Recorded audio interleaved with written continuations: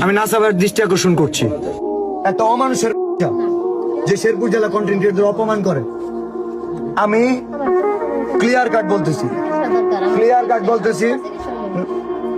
বলতেছি নাসা ভাই বিনোদন শেরপুর জেলার কন্টেন্ট ক্রিয়েটরদের অপমান করার জন্য, সে যদি তার যদি এই অপমান সে যদি ক্ষমা না চায়, শেরপুর জেলার কন্টেন্ট ক্রিয়েটর আজকে থেকে নাসা ভাই বিনোদনের যে শোরুম আছে সেখানে অনশন করবে। This is loud and clear. বাকি টাকা সে দিবে।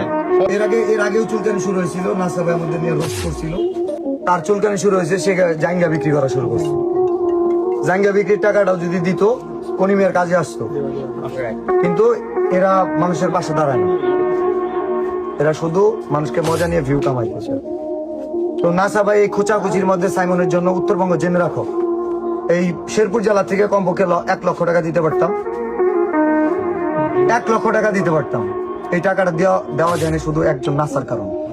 আজকে 10 লক্ষ টাকা আমি কুড়ি ভাইকে দিয়ে দিতে পারতাম, শুধু দিতে পারলাম না এই নাসা ভাইয়ের কারণে।